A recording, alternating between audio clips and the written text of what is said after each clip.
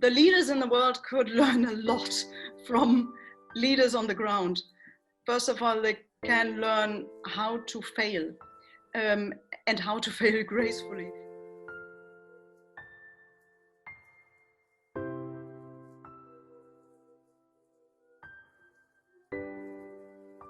I do feel that the real personalities develop through failing gracefully, through making mistakes and learning from these mistakes, through understanding that something really went wrong, analyzing it and getting up there again and try it out again and not giving up, but not giving up in a good sense, in a positive sense.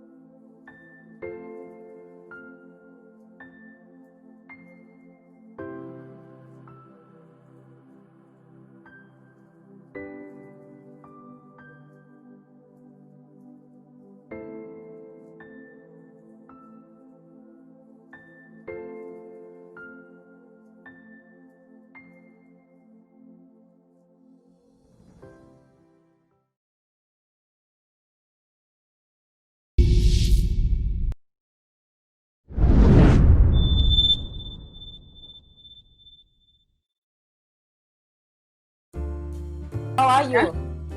Yeah, I'm very fine. How are you? Yeah, I'm in Spain, you know. You know that I'm also from nearby Bonn. I'm from Bad Honnef. Oh, no, really? Bad Honnef? Yeah. Ah, yeah. I'm from Mohrenhofen. Do you know Mohrenhofen? No, but it's nearby. Do you know Rheinbach? Rheinbach? Yeah. Yeah. So we are very nice. So tell me, how is the situation just now in where you are? You're in the India, no? Yeah, I'm in India. I'm in Kerala.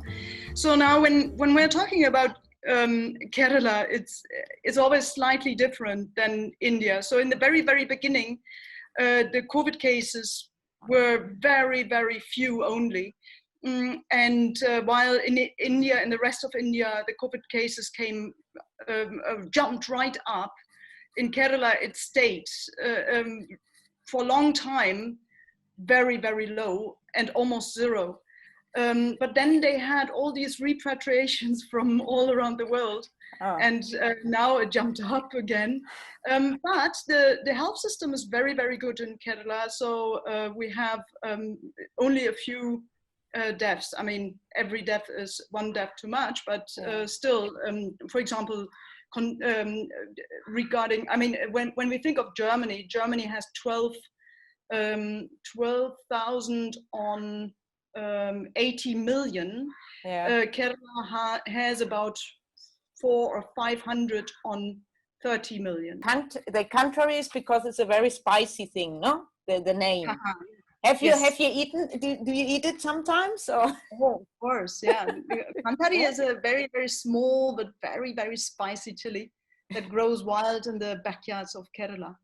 And because of its values, medicinal values, it's not just spicy, but it also makes you alert, and it purifies your blood, and it's a painkiller, of course. Also, we felt that it's the perfect symbol of somebody who has fire in the belly, who has the guts and the spice to change and question the status quo, but also change the status quo. So it's not everybody's darling, but it's definitely a healthy substance for people to be awake and maybe also to kill some of the pain that is there in the world. And therefore we call everyone, not only the ones who were here, but everyone who has this fire, who has the spice to be for the better, to be to do something, to change something for good. We call them Kanthari, and that's a little bit to spread the spice from Kerala around the world. Yeah. I have a question, because I was thinking, because now COVID is something not visible, no? So we are really frightened because it's something you can't see. So exactly. My question is, you as a blind person, do you think that you experience this virus differently? Well, actually, there we are very equal, right? You cannot see it, I cannot see it. No, I don't think so. I think we are all equally scared or equally cool about it. it depends on how much trust do we have in the health system, or how much we do also to protect ourselves, right? Yeah, I don't think that there's any difference whether you're blind or sighted. The only thing is that normally, I don't know if it's different, but you have like one taste more and less, no? Because you can't touch anymore. And so do you think this is a special challenge now for you? Yes, there are some challenges which are definitely there for blind people especially. And I found out because I talked to several blind Kantharis, blind participants who were in our center here, and they said, well, first of all, they said through all this washing hands and sanitizers, you get a lot of twinkling or like prickling in the fingertips, and they have difficulties to read. And of course, our fingers are the eyes, or are the substitute for the eyes. Another thing is very disturbing for me personally is that we don't shake hands anymore. For me, a handshake was always a little bit an insight into the soul of the person. It was an understanding, how does the person react towards me? Is the person focused on me or not? Does the person have self-confidence or not? Is he or she interested in what I want to say or not? And you can actually feel this through the handshake. Of course, you can also feel confidence, you can feel shyness, you can feel whether a person is very, very hesitant to talk to a blind person. And all this can be done through handshakes. Additionally, we lived for more than 12 years in Tibet. And in Tibet, of course, there are lots of subtexts, because not everything can be said. There are lots of taboos. And very, very often we had the situation that, for example, in a meeting, the officials were really scolding us down. And of course, we know that every meeting was listened to. There were cameras all over the place and recorders. So people were listening to us. The outsiders were listening not only to us, but of course also to the officials. And they were scolding us. They were being very, very angry, extremely angry. And we thought already, this is a little theater, right? And yes, in the end, indeed, when we shook hands, there was a little extra pressure which said, hey, don't take it too serious. And this, of course, is important for me. And if this is lost through COVID, if this tradition of shaking hands is no more after Corona is gone, then a very, very important connection to people will be gone as well. And not only to us blind people, but I guess that sighted people will feel it as well. Yeah, in Spain you have the 2 kisses as well. You have hugs, you have handshaking, and 2 kisses, and now you don't have anything. So it's a very strange sensation. The thing is, for example, you can't see with the social distancing, and if the people wear masks and so on. No, this is also for you is much more difficult, or not? Yeah, actually, the mask is very special. I was in Germany for 6 weeks recently. I was able to travel abroad, which was very helpful for me to get a little bit new impulses and to meet my friends again after 6 months, more or less, lockdown. And yes, and in Germany, of course, also I wore the mask, despite the fact that in the beginning of my stay, people said you don't have to wear them on the street, but later you had to. But here we have to wear them everywhere. Otherwise, we have to pay quite a big fine. So I wore them, and I figured out that I couldn't orientate as well as I could without mask. So it was for me almost as if I had the mask over the eyes and not over just the nose and the mouth. And then I figured out that my orientation is not only through my ears or through my cane, but it's much, much more than that. It is air that comes from the side and touches my cheeks. It is smell that was not so easily smellable when I have a mask. And all this is somehow dumped down, and I felt a bit like in cotton, wrapped in cotton. I think it's like this. So can you tell me what I read a lot now about Kanthari, and I think it's the best idea. You know, I think you're so right to put people from inside to change it. I think it's really great. So my question is, you are taking leaders, no? You're making leaders inside. What do you think about now the leaders of the world? How are they doing, you know, and what could they learn, you know what I mean? I think the leaders in the world could learn a lot from leaders on the ground. First of all, they can learn how to fail and how to fail gracefully, because this is something that we experience with our people that we take into Kanthari.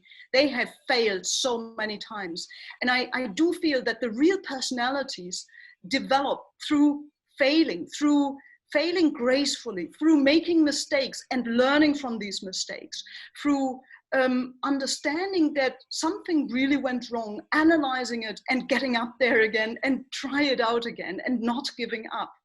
But not giving up in a good sense, in a positive sense. I do feel also what leaders can learn from our Kantharis is to think for the world and not just for themselves at first, or for their own power or keeping in power, but think beyond yourselves. My God, I mean, you are just one.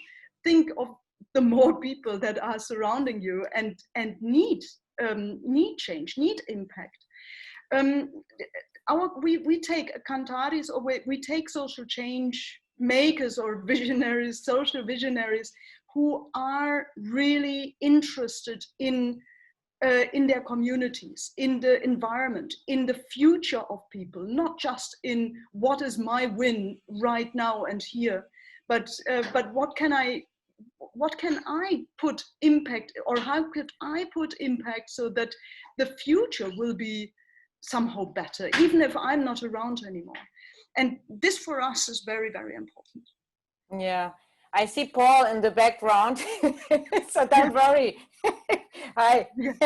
So don't worry. The thing is, my question is, you speak also always that the people you and Paul and all the people you are trying to help are at a pinching point, no?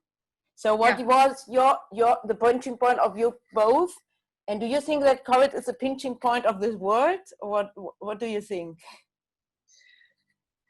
First of all, maybe I have to explain what a pinching point is. So a pinching point is a turning point, or a moment in one's life that turns everything upside down, that makes people think, that makes people stop in their daily routine, and makes us rethink and refresh our norms, our normal path that we used to go.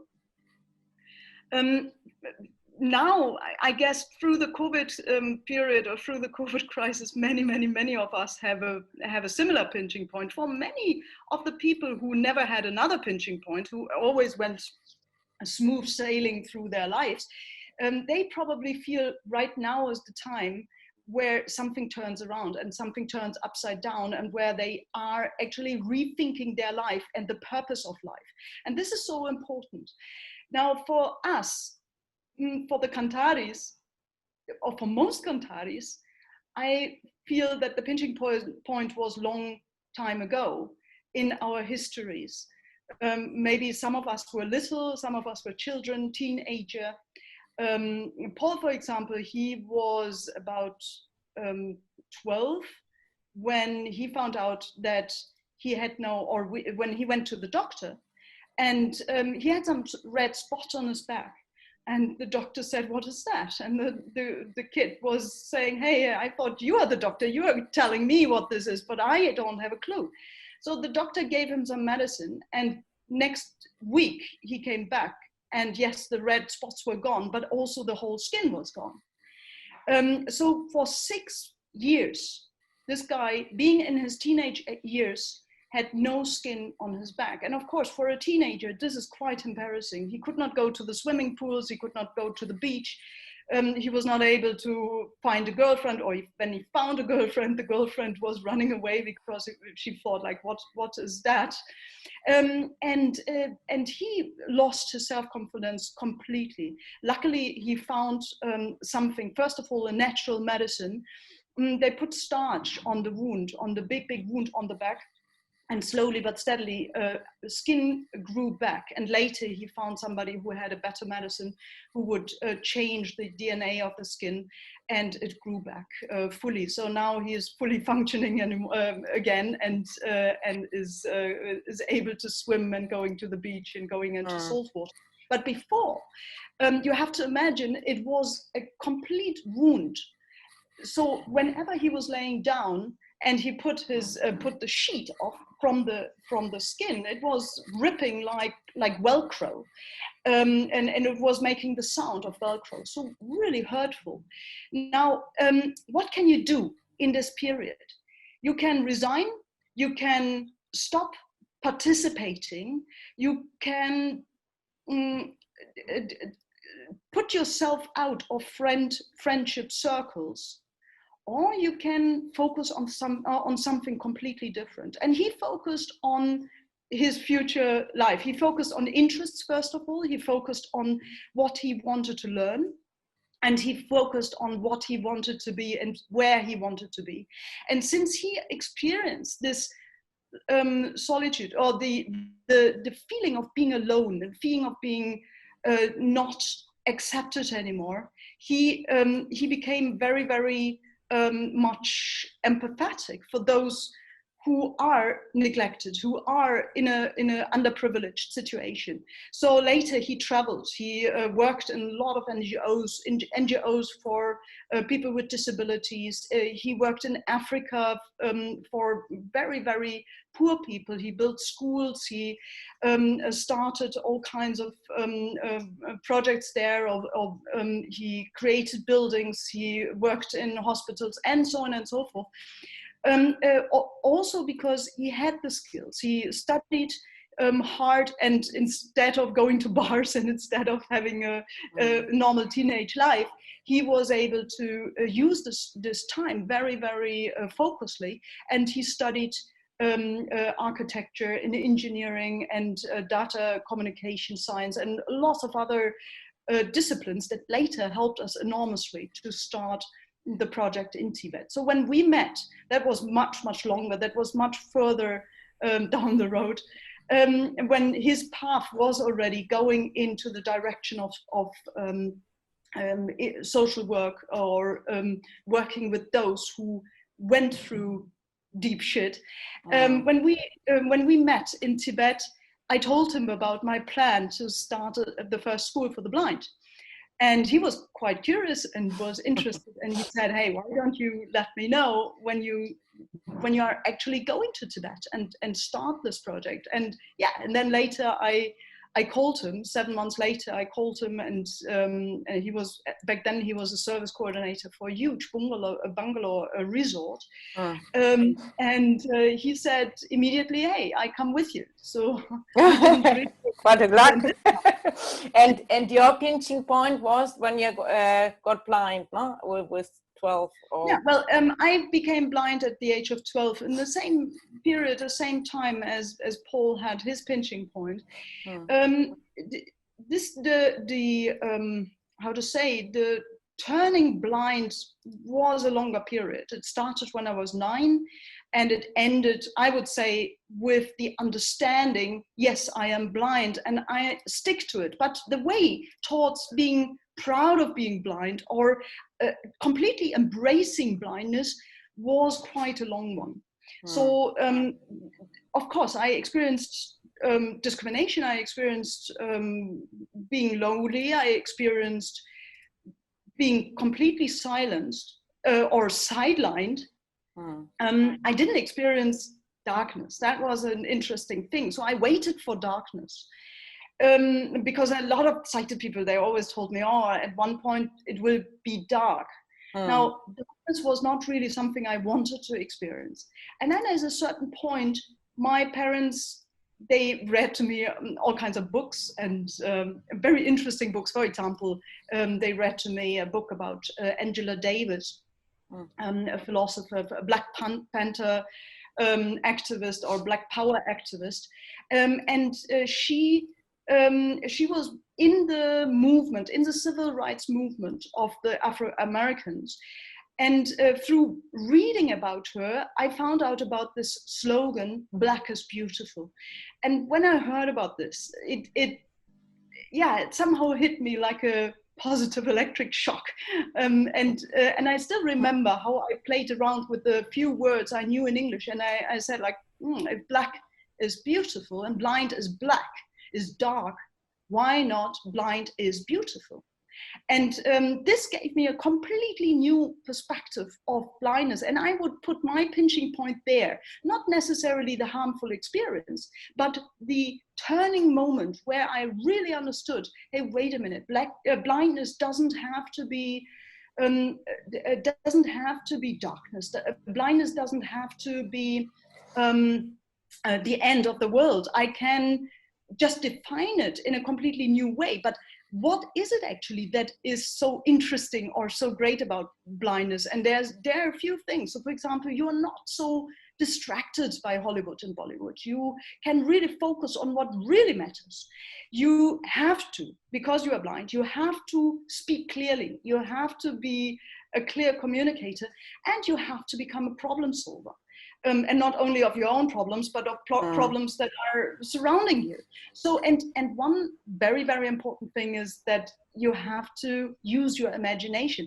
And actually through this imagination, I figured out that my imagination grew so much more and so much better that I thought, yeah, darkness can come now. And the interesting thing is, there was no darkness. And I never heard from any completely blind person that they see darkness. For them, they see what they see, or they see what they think, and they see what they visualize. And this is an interesting thing. So the sighted people, they have all these myths about blindness. And darkness, of course, is a myth that shocks the people, that makes people afraid. And I can tell anyone who becomes blind or who is in the danger of becoming blind, it is not that bad. Actually, if you embrace it, you will experience that the life is maybe even much more colorful, because you are experiencing in your own pictures and with your own visual senses, with your inner visual senses. And and this is definitely a pinching point or a turning moment that influenced my whole life.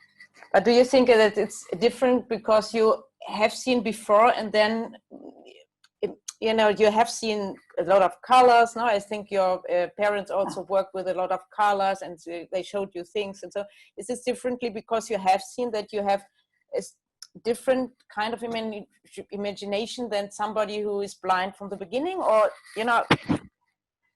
Definitely. I have seen colors. I have seen all the pictures. I can imagine Spain. I can imagine, I still remember a beautiful lake in Andorra, where water, where the sun was sparkling in the waters of the lake. See, I do have all these images, these pictures in my head. And yes, for me personally, this is definitely an advantage, and I'm very, very grateful for that. However, somebody who never saw will also not miss it. And for somebody who never saw the difference of dark and light will also not see dark. There is no dark. It is as dark as it is for your big toe in your shoe, right? Because if you don't see, you don't see. And to see darkness, you have to be able to see. And do you think if COVID now is the pinching point of the world, now there's beauty in blindness, or whatever? Is there some beauty in this situation we live now? Is there some beauty in COVID, on Corona, or this situation? See, I would not go that far, because a lot of people do suffer from Corona. Yes, sometimes I wonder what the world will think in 100 years from now. Will they mainly remember the many, many deaths? Will they mainly remember the many cases and the really bad discussion about triage?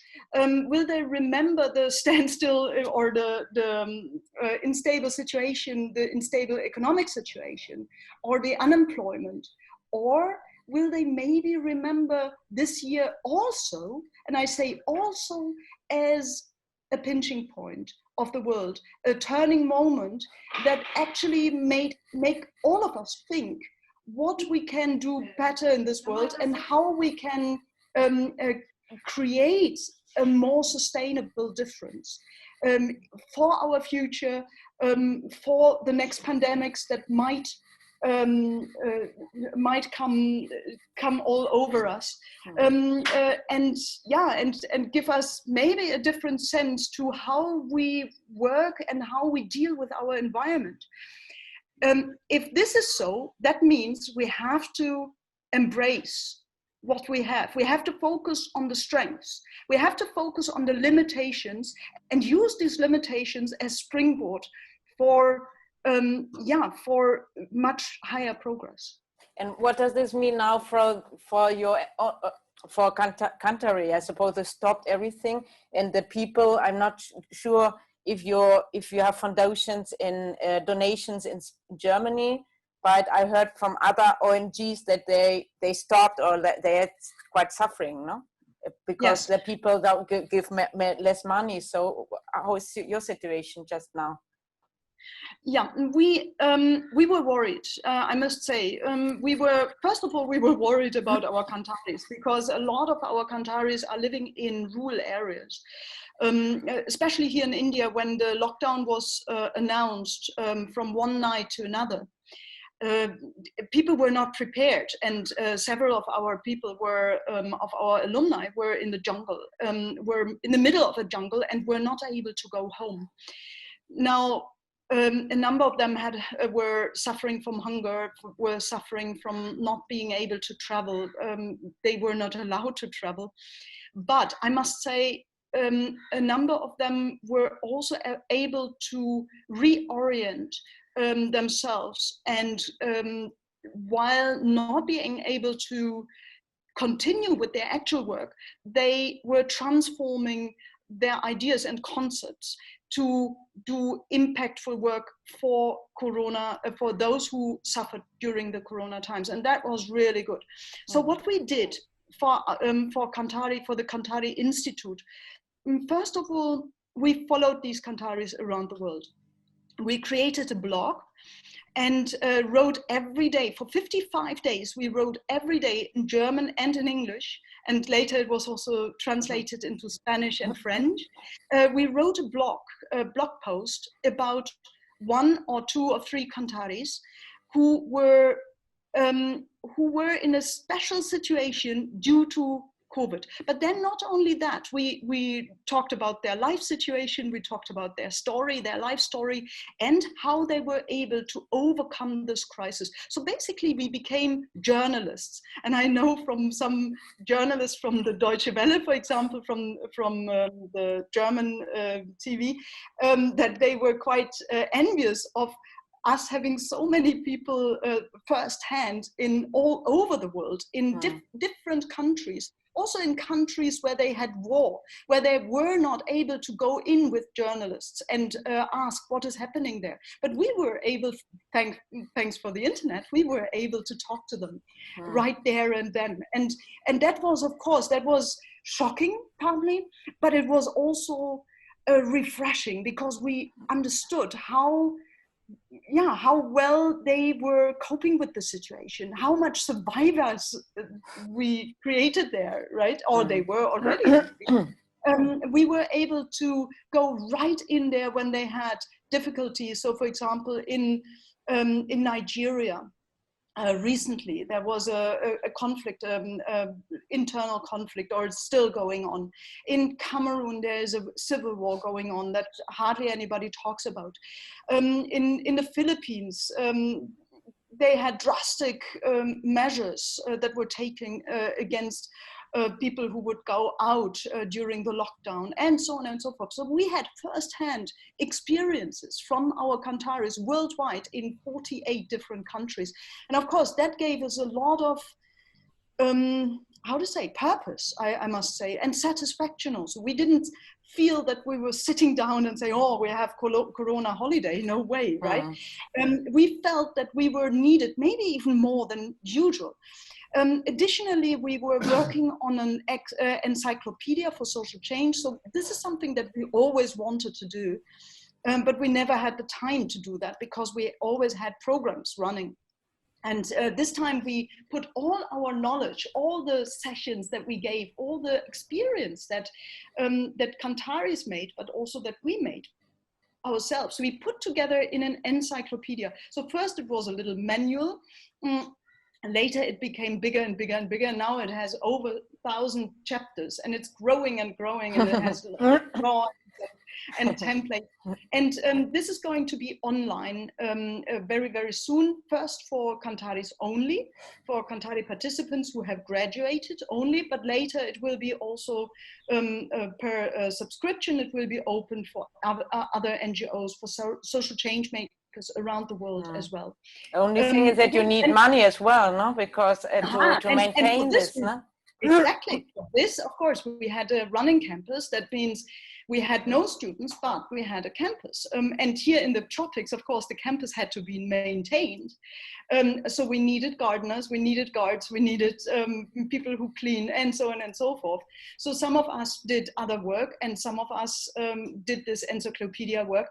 And we found, luckily, we found donors who understood that we were not just sitting on our behinds, but we were doing other very, very important things. And we were transforming this very intense period to a period that we, anyway, at one point we had to do all this.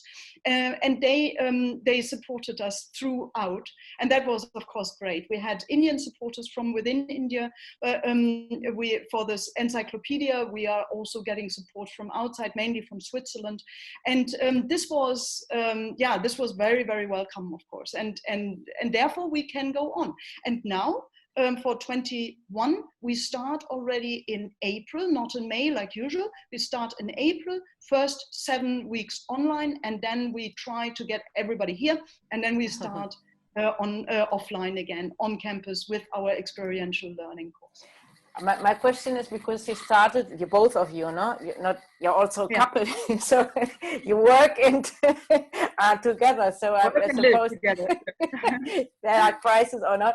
The thing is, do you, because you started so motivated and so positive, and so, were there points that you were frustrated? Are there points that you say, "Wow, I want to go back to Germany, and that's much easier"?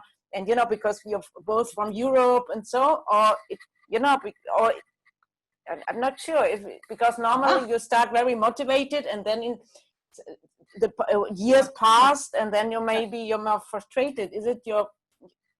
Do you maintain this positive thing, or?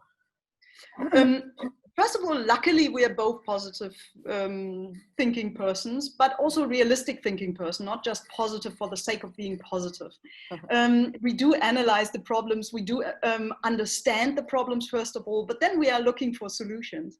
The good thing is, yes, we were frustrated. We, especially in Tibet, many times we wanted to go home and throw everything down. But luckily, we were never frustrated at the same time. So it was either Paul or I. And then the other one could fire one or ourselves up again and give ourselves energy.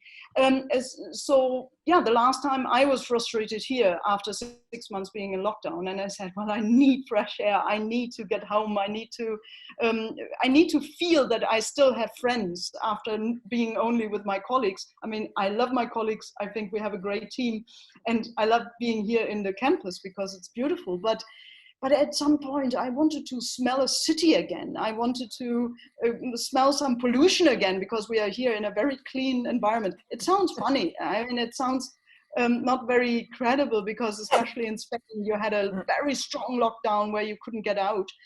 But we were able, luckily, because we live here on campus, we were able to be in the lake every day and swim. That was beautiful. But still, I mean, sometimes you need to touch reality, and you need to understand that you're not alone in this world.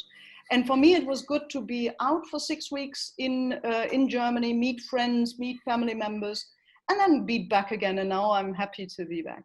And yes, these frustration moments come always again, but therefore it's good to be in a team and work in a team. No, you're right. So, and my question is, I think you're both quite brave people. Do you think now, for example, you have family members and friends, and so are you frightened sometimes now about them? I know, or yes. Definitely. I mean, Paul's father is 86, and he sometimes feels not very well. He's sometimes very tired, and we're always thinking, oh wow, what happens if he has corona? He will definitely have a very hard time. If not, he will pass away, and then we are so far away. This is something that really bothers us. And yes, my parents are also 82. Luckily, I could see them now, and I saw how well they are doing and how well they are keeping themselves. That's of course then a relief. But on the other hand, yeah, sometimes it's worrisome to be so far, but that's our faith also.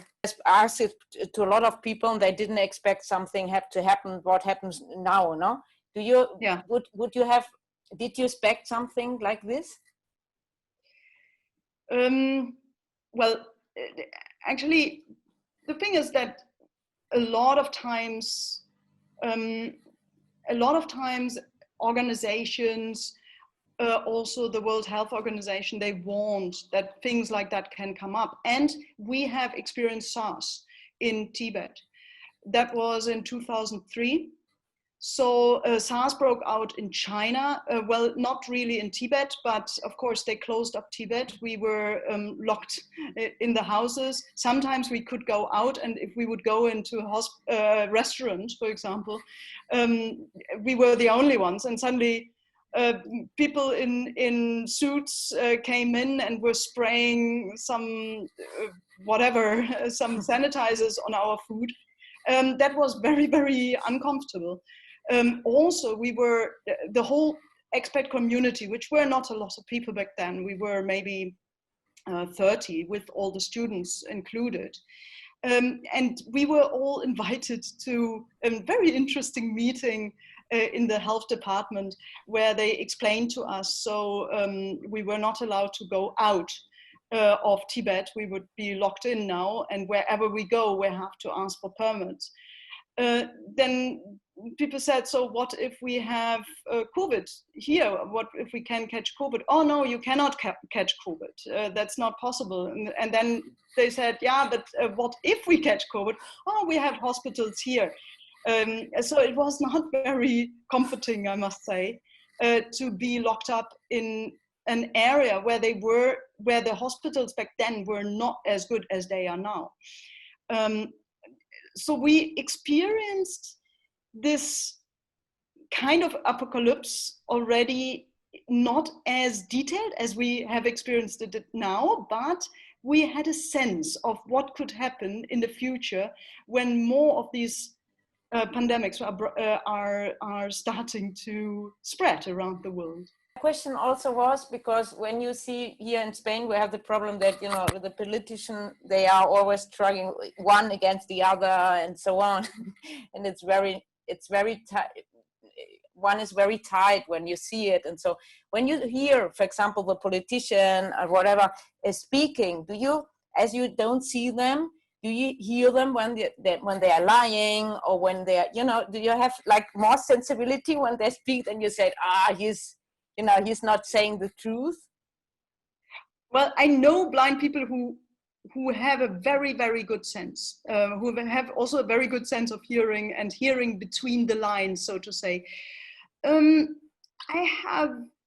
I would not say that I'm very talented in hearing between the lines. I'm talented I would say, in feeling situations. So, for example, when I'm in a room with people, and even if I'm just going into a room, feeling radiations, feeling, how to say, the mood, the general mood. Yes, that I can do, but otherwise I'm not, so my audible sense is not that good, I would say, to really listen between the lines. I know other blind people who can do this much better. Okay, so I think this was also very, thank you very much, and have good luck with your project. Okay, and I great. hope that we meet, you know, in Bonn someday or whatever, you know. Yes, yeah, that would be great. So thank you very much for everything. Yeah, we speak. Great. Okay, yes. bye. Bye. Bye. Keep healthy. Bye. Yes, you too. Thank you. Stay negative. Yeah, thank you. Yes, bye.